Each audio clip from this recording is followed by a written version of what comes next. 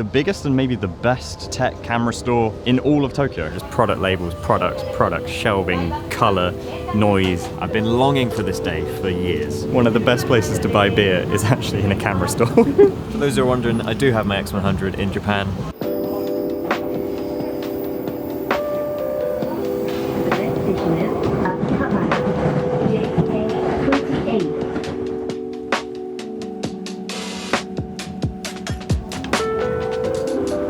Trying out a couple of different things today, and potentially over the next few days as well. I'm experimenting with some different color and different setups on the camera.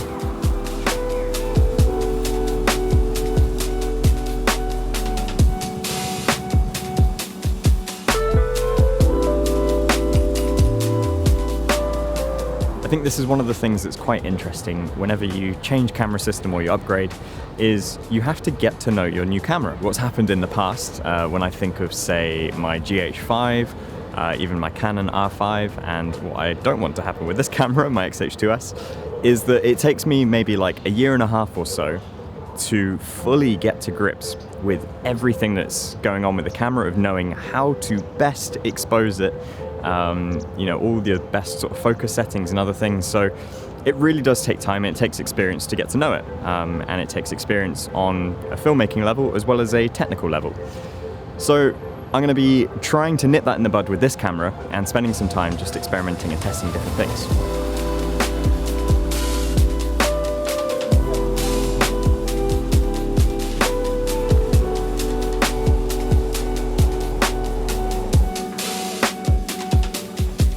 Likewise, something else that I'm doing is playing around with the optics of things, and I'm shooting with the Cine Bloom filter on. So I've had this for a year and a bit now or so. I used it a few times on my Canon, and in particular I used it at nighttime.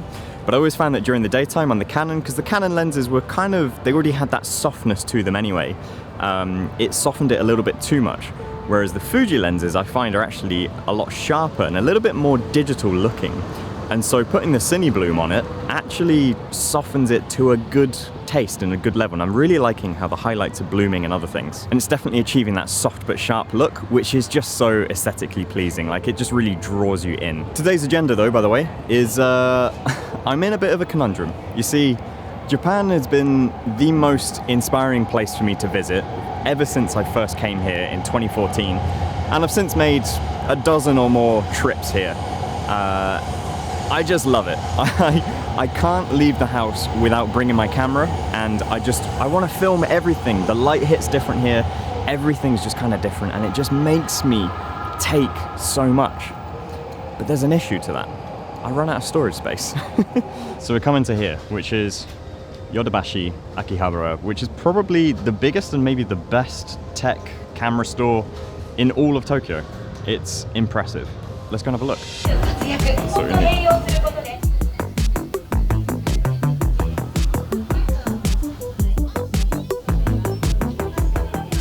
Question is, do I go for something big like this, but then I can't easily take it home, or smaller, more expensive, but nah. This is how I get around. So I already have plenty of these at home that I use as like archive for each year, and I'm going to need one for 2022. So for now it'll double up as extra space whilst I'm here, and then when I get home it'll work as a backup for the annual backup collection. I'm also in the market for a carry-on suitcase. Got some specific requirements though. I like the idea of a suitcase that has a laptop area, but I also want to be able to open it from the middle rather than having to open it through these like really cumbersome zips in there. I keep seeing these, but that is not an opening. That's just an expansion slot. And so that just expands the bag, and that is not suitable. So I got very specific requirements.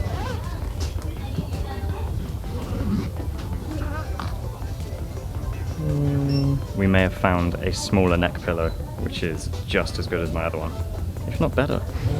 This is first time seeing this. The special screen. Oh my god, it's so bright in here.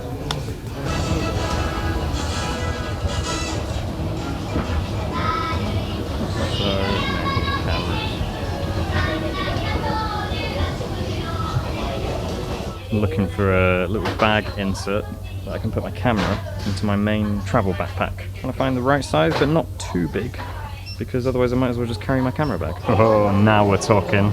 Check out that bad boy. Almost 200 quid. Oh, turbo input and matte black. Love it.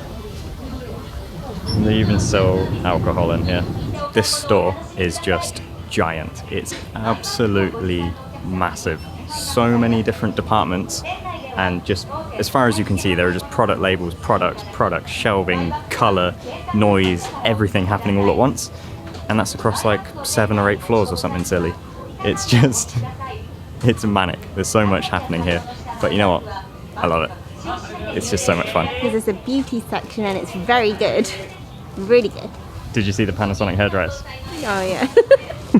We're here to see what's new in the craft beer scene. And one of the best places to buy beer is actually in a camera store. So this is Yodobashi Camera, but also Bit Camera have plenty of beer selection. And the great thing about that means that it's just accessible to most people across all of Japan, because there are many Bit Cameras, many Yodobashis. So yeah, you can get good beer and cameras. I've always known that's a great combo, and in Japan it's sold together. Because I'm a design wanker, of course, I go because of the label, first and foremost. I'm going to shop for a little bit of selection, but I know that my favourites are pale ales, IPAs and double IPAs and DDH and all sorts of pale, hazy stuff. But I will get some other things as well. I think I need a basket. Oh, I do love this one. I want to get stuff that I've not had though as well. Yuzu Lager. They sell this one in this brand in the UK though. Yeah, but I've not only ever seen the white ale, or do I just recognise that as that? Yeah, I always love this one. Mozart included. I think it's about 18-20 pounds worth.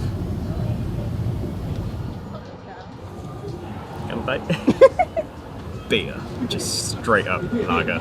Yeah. It's kind of what I want, to be honest. I mean, I didn't buy too much, but just one thing I want to set up, which is for that to go in there. So the reason I wanted to get this sort of like camera box thing for my bag is because I've noticed that when I put my camera in, as soon as I go to put the bag down on the ground, I'm always really conscious of when the camera's actually going to hit the ground, and it always hits the ground before I expect it to. And so I'm just worried that one day I'm going to damage the lens or something. So a nice compact little camera section that I can put in an everyday backpack, to make that everyday backpack a little bit like a camera bag without it being a full-on camera bag, because I don't always need my whole camera bag when I'm out and about. Quite often I leave lenses at home, I leave microphones and other stuff, and yet I'm still carrying a big ass bag. So yeah, I can just have a sort of half camera section within a regular bag. And because I'm now shooting 100% on Fuji, that means I can actually be lighter on certain days and comfortable out and about taking photos and video, and maybe just one extra lens, and that does me for everything. I've been longing for this day for years. Honestly, I really have. And I know that there are cameras that do hybrid scenarios, and I've had them, you know, the R5, even my Sony to an extent and other things, but it always just comes down to that sort of personality to the image, the picture, the usability. And for photography, I always kept coming back to Fujifilm. That's been the narrative on the channel for years now. And finally, I can get my video there as well. And it all works, it all makes me happy and cozy inside. And I think this setup just really suits me. So, happy with it. Tiny little bag. The camera actually fits straight down, so. Oh, that's good. Yeah, I tested it. And I go, oh, cool. Neat little spot here for, I don't know, battery, microphone. What's the brand?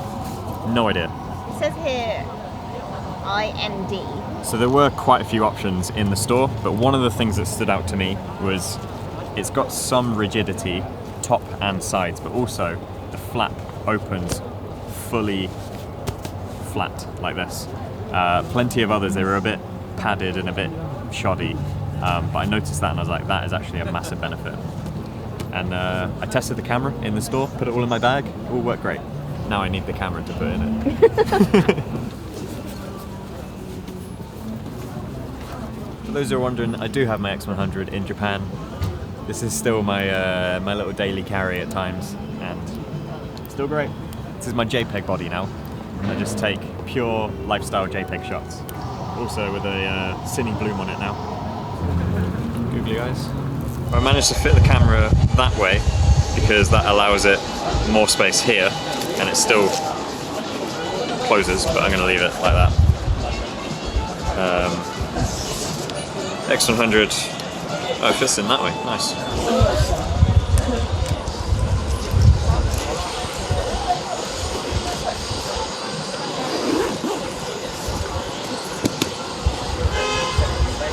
I also got a hard drive just for my annual backups, and then a tiny little hot shoe mount which I'll be using on my microphone when I use it as like a boom pole, just so that I can angle it and have the boom pole straight out.